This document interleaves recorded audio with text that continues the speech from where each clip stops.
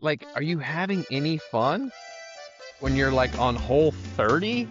Maybe it's day by day. Today, I'd have played 9 more. I mean, My I could have God, kept going. what is wrong with you? Many things, but Many. Where do we start? I don't know how your body mm, stays up with it. It's just, to me, it's just, I do take a lot of Epsom salt bubble baths too, so I do think that has something to do with it. I mean, I'm not you're even going to get ashamed of a, it. I think that's my secret, that and not working out. remember what John Daly said? John Daly said the Can't reason he pull never got fat. hurt is he can't pull fat. So let's not bury the lead. A dad or a coach got thrown out of a But don't get T-ball ahead game. of me. Don't get ahead Um, of me now. Yeah, that is the lead. So I have managed to see something this week that I didn't. I mean, I thought I'd seen it all. I really did. It's very rare to surprise me anymore.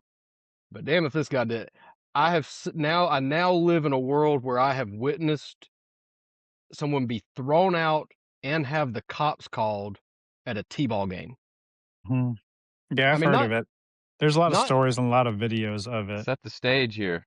not Yep. not to be judgmental, but you do something like that. If I do something like that, I want people to judge me. You know what I mean? Like there's a point in a line you cross where you're welcoming judgment when you do certain things, and that's it.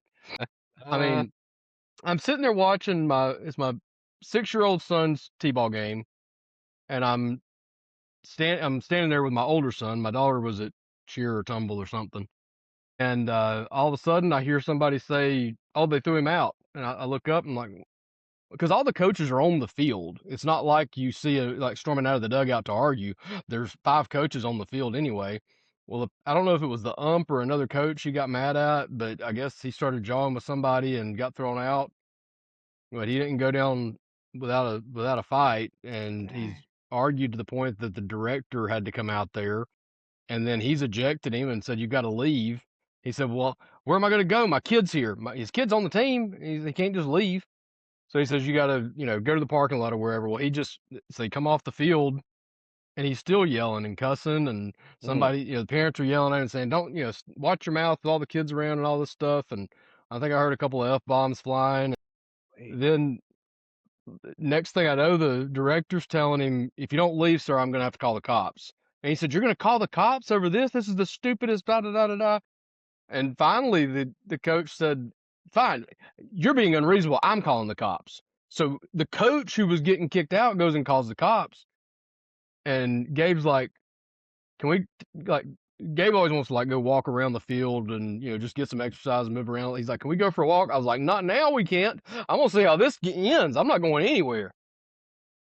I was like, I don't really feel like I know it's not exactly like the right thing to do to sit and watch a train wreck like this, but I may never get another opportunity to witness this. Right. I'm gonna watch this and see what happens. Sure enough, the cops showed up and took statements and asked. They actually came over to me and Gabe and asked if if we could share what we saw. And I said I didn't see enough to really be able to add any value. Honestly, I don't know exactly what happened, but other than a couple of 45-year-old men acting like 6-year-olds, I don't know what to tell you.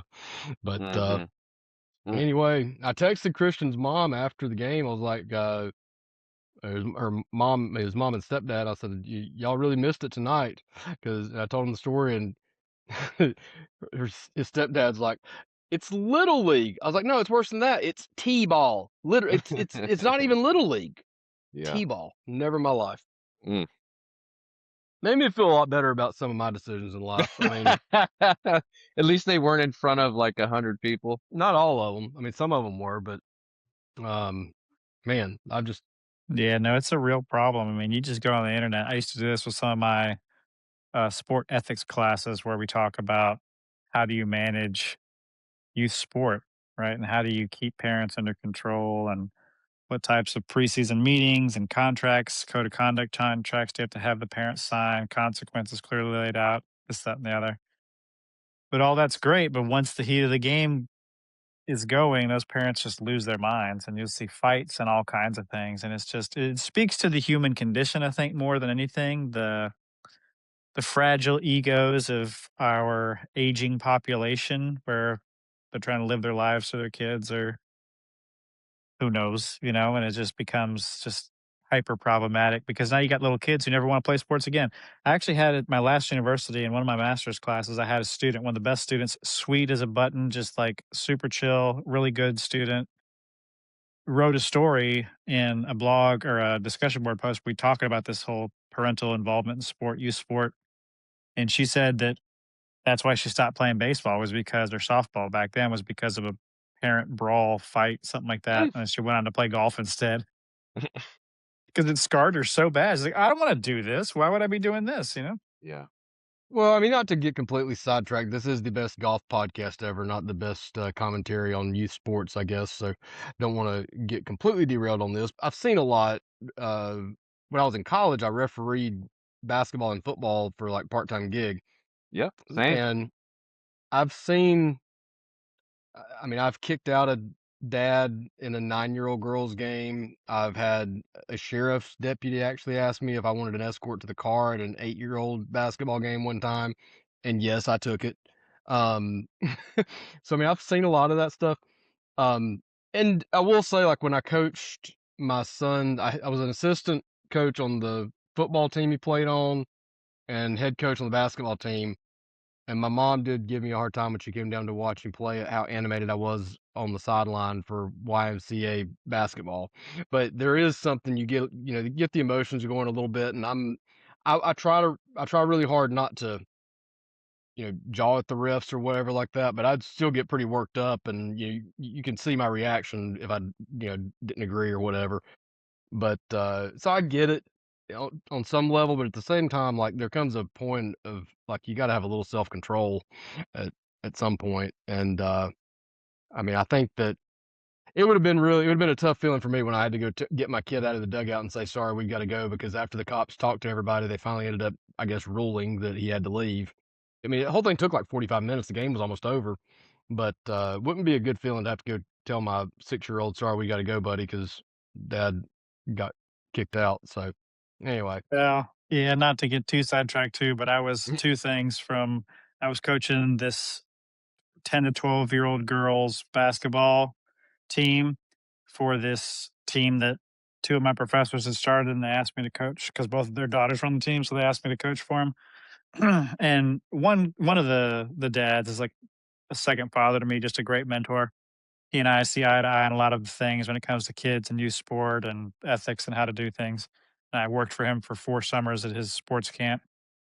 And the other dad literally whispered to me from behind the bench. I was on the bench coaching his daughter, Mm.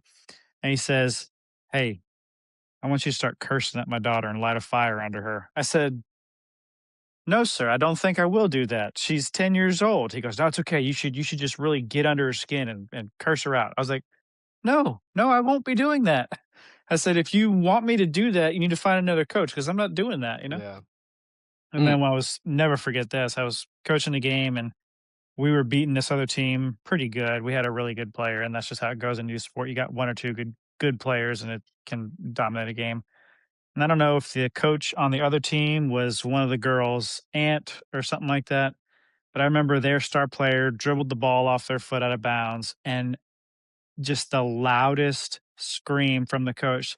She said, "That's why your dad left you." And the whole gym just like Damn. quiet, just like it's too much. People are just psychopaths when it comes to youth sport, you know? Wow.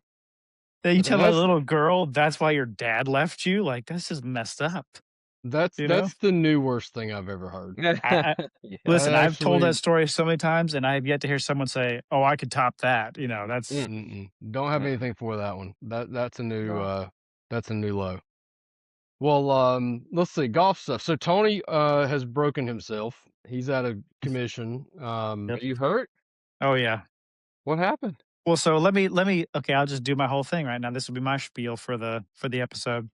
I got 36 from Old Liberty, so I can take a while when it's my turn. I'll go last. So I decided to start working more on mobility stuff because I've been doing a lot of strength training and, muscle building and stuff like that. Everything is good. But the whole caveat with that, right, is if you're not keeping up with your mobility, you can get tight, you can get stiff, right? Oh yeah. So I start doing some mobility stuff and I start stretching and I'm doing disassociation stuff, hip Mm. stable, upper body rotations, and vice versa. And I was doing these Bulgarian split dowel turns where basically you have one leg back on a bench and you're just turning both directions, right?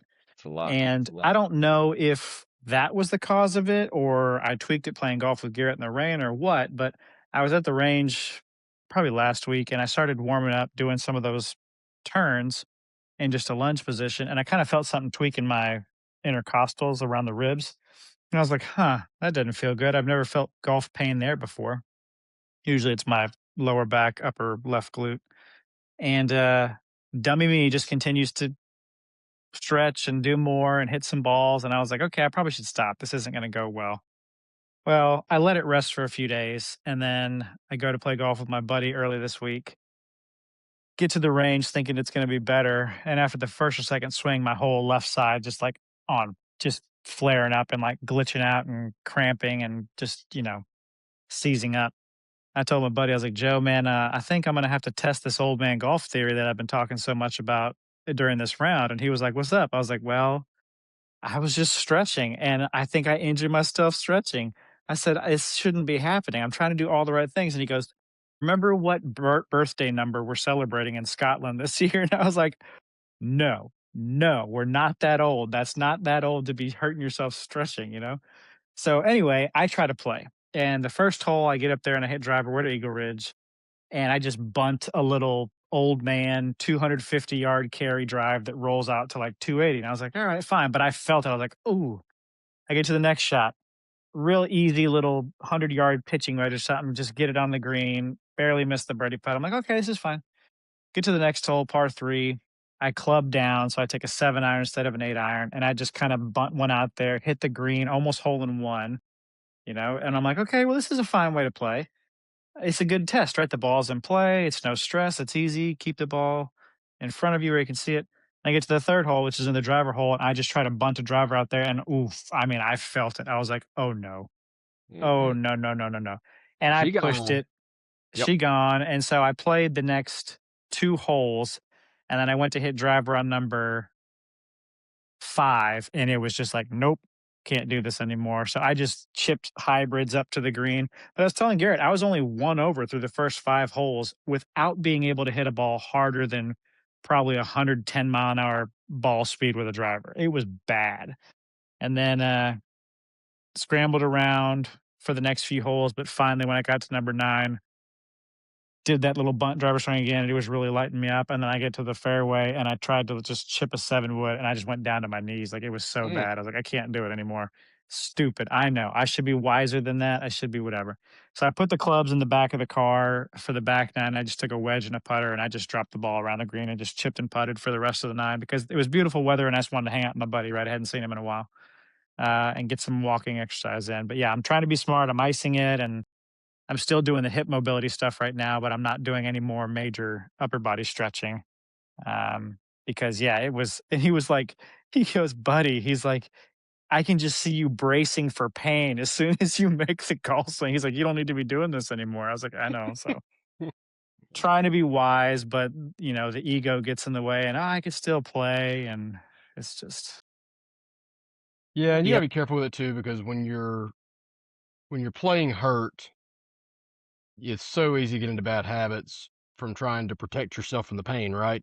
And you can end up creeping in addition, I'm sure Mike's sitting here screaming in his head right now, don't hurt yourself worse, right? But me, the technician, sitting there thinking, don't mess your swing up by trying to play Well, the hurt. swing was gone. The swing was so gone. I mean, like literally, my swing, I couldn't even stay in golf posture, so I hop out of it with a high right shoulder just to try to not have the Right. the intercostals stretched, and even that wasn't working.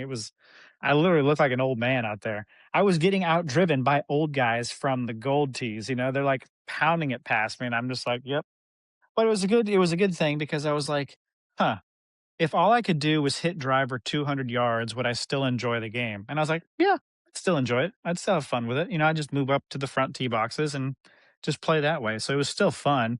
But again, highlight or low light, yes, the pain. I need to rest. I need to take it easy for a little while, get my body back right before I go out and play full again. But the positives were again, you don't have to hit the golf ball. And we were playing from the blue tee boxes. It's not like we were playing from the reds or the golds, you know. And I was still right around par, make a few more putts, and I could have shot easily one over for the 9. I missed probably the last 4 greens. I had par putts of like 5, 8, 10 feet, and I mean they all right on the edge, you know. So it very easily could have just been a 1 over 9 hole round when I couldn't hit the ball more than 200 yards after the first, second, third hole, you know, Mhm. from the blue tee boxes. So there's a lot of merit to hit it in play, control it, find it, hit it again, and have a really good short game. And you can play golf 100%. Yeah, and that's so update on the 70% rule progress. So when we it's kind of good transition there. I've played 3 more rounds since we last talked about it. Next round after we last talked, I shot 84, but was golly, I don't even know what I was through. I think I was 9 over through 7, You don't and start then well. I do not start well at Eagle Ridge, especially the starting stretch at Eagle Ridge is tough. And I was playing Eagle Ridge that day.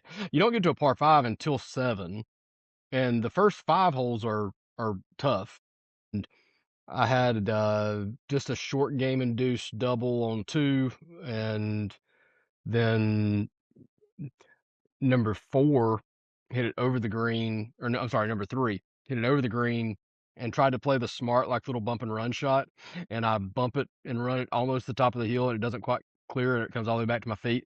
So ball travels 20 yards to net advance 1 foot basically, and make double there, and then this is what makes me mad when I try to do something smart and it still backfires. I hit my tee ball on 7 into the penalty area left and dropped, and the drop area, I mean, if you're only getting a club length from the hazard line, you're still in bad shape, right? So it's uphill, side hill, and I just took a little 5. I had to hit a longer club to keep it down under this little tree limb that probably wasn't going to be in play, but if I hit it too high, it would be. And I'm just going to take a 5 iron and try to hit like a 125-yard shot with a 5 iron, really just like a little chip shot. I shank it out of bounds, or I shank it and it hits a cart path and bounces out of bounds. End up making a 9. And but then I hole out from 25 yards off the green on 8 to make birdie. And that kind of gave me a little accidental jump start. And I don't remember exactly, without going into all the details, I think I was even par from there on to like number 17. And then 17, I made bogey because my ball ended up in a divot in the middle of the fairway, and I chunked it second, or my approach shot, and then hit it in the water on 18, made double. But was happy with how I rebounded from the bad start to at least not let it ruin the entire day. I mean, at 84 after being, what's that, 13 over with a double on 18, but I was 9 of that in the first 7 holes. So the last 12, I was okay.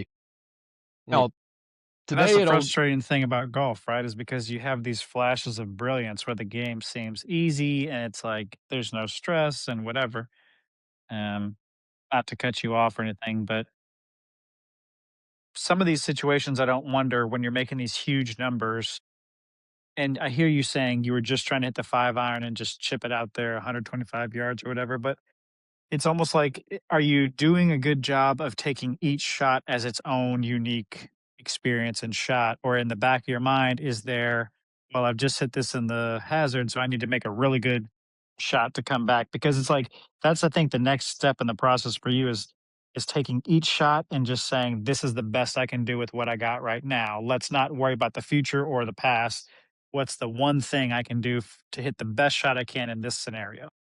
I think if anything in that situation, if I were gonna really analyze it, it's not so much an anger or frustration or not being able to let go of the fact that I just hit a bad shot, but I think when I've just got to chip a 5 iron down the fairway 125 yards, I bet if you looked at how long it takes for me to prepare and hit a shot in normal circumstances compared to that one, it's hilarious how quickly I hit that shot.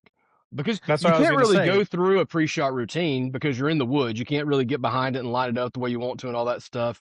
So I just kind of like grab a club, take a quick glance at where I want to hit it, and then just like get up there and hit a little Yeah, haphazard you're not chippy really shot. engaged. Yeah, you're not engaged Yeah. with the shot because it's an easy shot, right? It's just, oh, just chip a 5 iron, 125 yards. And I find that so often with people. The quote unquote easy punch out shot is the one that Mhm. almost kills me.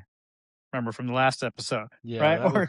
Or it's the one where they hit a tree and it stays in the Mhm. forest or whatever because they assume it's an easy shot and therefore they don't go through their process. They don't Mhm. focus on it, right? All I gotta do is just chip this 5 iron 100 yards. Well, how often have you even practiced that, right? Well, and also, to our last episode, I hate snakes. So if I'm in that situation and I'm in the woods, I'm getting in, getting out as fast as I can. You know, I'm already in a bad spot here. Last thing I need to do is add a snake bite to my Need a bad danger noodle. experience. Right. So usually I'm kind of just let me just get the hell out of here as quick as I Yeah. can. And you know, when I made the big number on from the hazard on 10 that day, it was the easiest little chip out ever.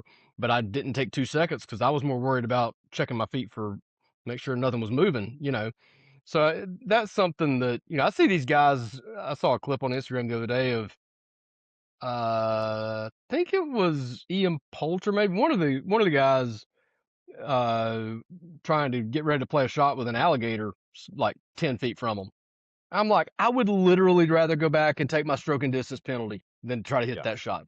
Like, it's just not worth it, you I know? will say golf is probably the only sport where you do have natural elements aside from rain and wind to come after you. There's literal critters that can come get you. Well, Jordan Spieth at Pebble Beach that time, he hits the ball from like the edge of the cliff. I was thinking about the exact same thing. I mean, I'm that's one of those things where I'm like, damn, I love this game and I'm competitive. It's not worth my life though. Uh, uh-uh. I would just take my penalty and move on. But I don't know. Everybody's wired a little differently, I guess. But so yeah, I mean, I think situations like that, I do rush a little bit. Today, though, I think you'll really appreciate this one. So I played 36 today at Old Liberty, and the first 18, 36. First of all, I don't know how you guys do that. I talk to clients that'll go on vacation and they never play 36, but they're like, yeah, well, because we're on vacation and they've paid all this money. But like, my God, I'm so exhausted after Listen, like yeah, 12 holes. I mean, right, 36. right now with my Wow. body, yeah, with my body the way it is right now, I'm happy to play 18 holes in a week. If I try to play 36 in a week, or if I try to hit balls and play, I'm like, I got to pick one or the other right now. I'm either going to play 18 holes or I'm going to hit 2 range sessions, and that's it. And that sucks. I wish I could be like Garrett, and of course he's got the perfect golf body, right? We did his TPI assessment, and he's just How do perfect. you, yeah, and I'll have, to your point, I'll have clients that go on vacation and they'll tweak something and they're like, well, I got to play. My back's Yeah. effed up right now, but I got to play. So it's just like, so, but regardless of what you shot today, like, are you having any fun when you're like on hole 30? Like, like you just like this, I would rather be doing this a terrible, I'd just have the worst round of my life on this back end of this, but it's better than doing X. maybe it's day by day. Today, if I didn't need to come back and talk to you guys, I'd have played 9 more. I Oh mean, my I could have kept gosh, going. what is wrong with you? Many, many things, but Many, many. Where do we start? yeah, I don't know. I mean, let yesterday, me let me get my notepad and let's just start jottling in. if I'm playing and playing decent, okay, then I can play and never get tired. Man, When I'm not playing good, you definitely get to those rounds where it's just like I'm done. I don't want to play anymore. I'm done. The day that we had the trifecta, I did not and could not think about a golf club probably once I left the course that day because I was just mentally just spent.